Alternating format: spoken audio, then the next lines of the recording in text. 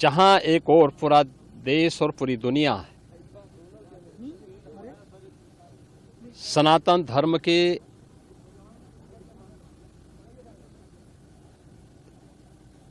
इस सबसे बड़े आयोजन का साक्षी बनकर के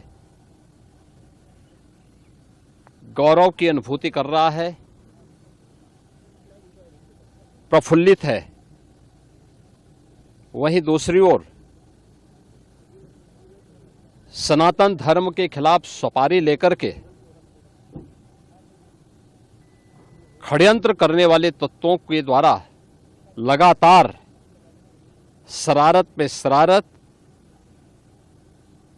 करते हुए झूठ के और असत्य के नित नए प्रतिमान भी गढ़े जा रहे हैं।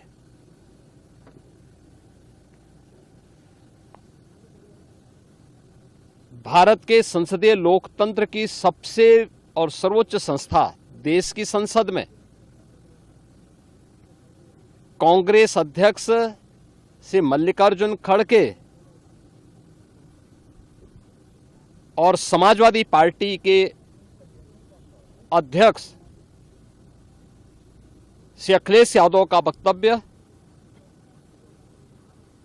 इस ओर सबका ध्यान आकर्षित करता है। ये दोनों वक्तव्य न केवल इनके सनातन धर्म विरोधी चरित्र को उजागर कराता है, बल्कि इनकी उस गिद्ध दृष्टि की ओर भी सबका ध्यान आकर्षित करता है, जो लगातार इस महाकुंभ के खिलाफ पहले दिन से दुष्प्रचार कर रहे हैं। इनका ये बयान न केवल सनातन धर्म पर प्रहार है, बल्कि निंदनीय भी है और शर्मनाक भी। कांग्रेस अध्यक्ष का यह कहना कि प्रयागराज कुंभ में मौनी अमावस्या के दिन हजारों लोग मर गए, हमें अफसोस होता है।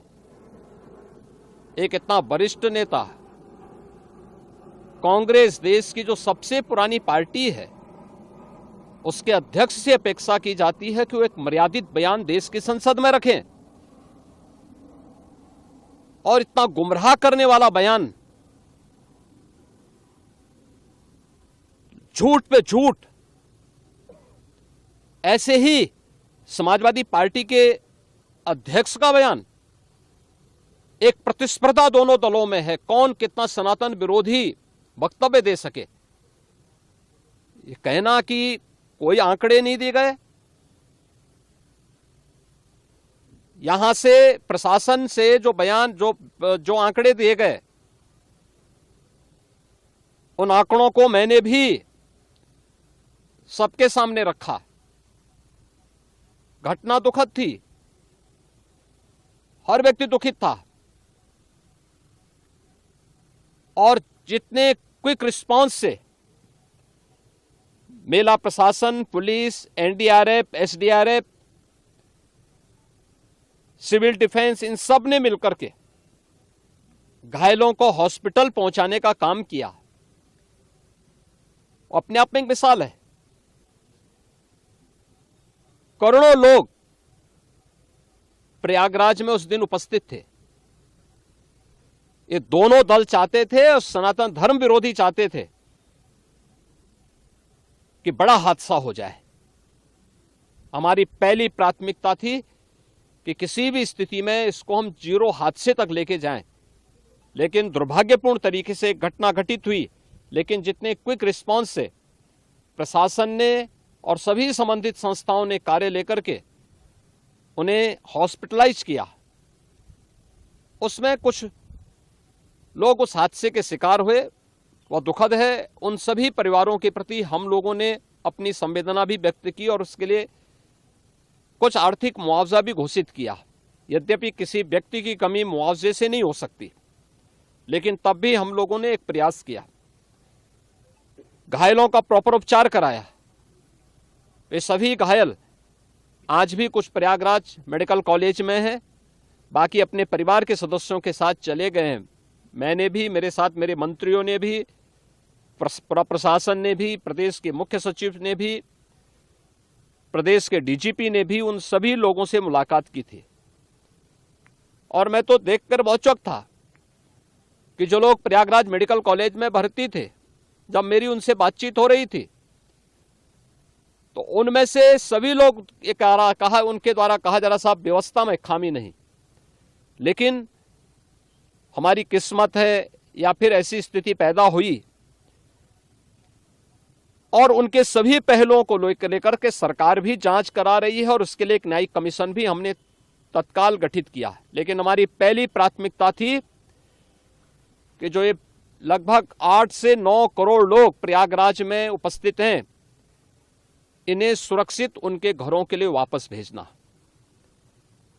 इन दोनों दलों और सनातन धर्म विरोधी उन सभी लोगों के वक्तव्य, जो लोग ये गुमराह करने वाले वक्तव्य दे रहे हैं कि लाखों लोगों ने स्नान नहीं किया, सरासर गुमराह करने वाला है।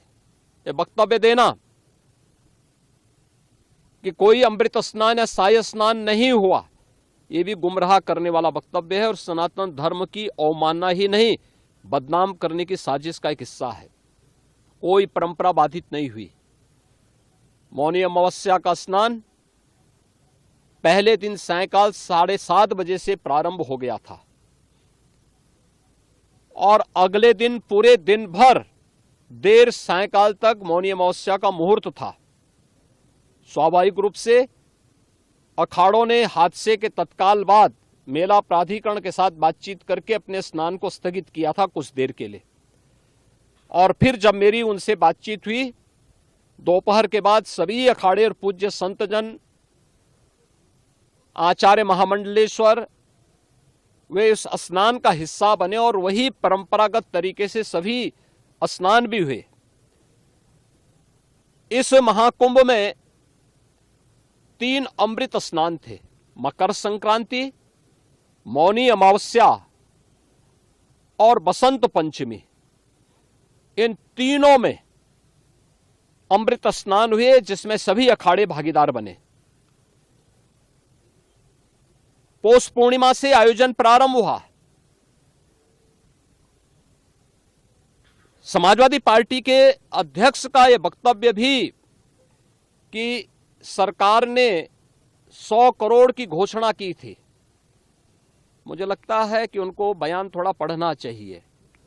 ये लोग 12 बजे सो करके उठने वाले लोग हैं। कार्यालय स्टाफ जिस प्रकार का इन्हें नोट बना करके देता है, ये उस प्रकार का वक्तव्य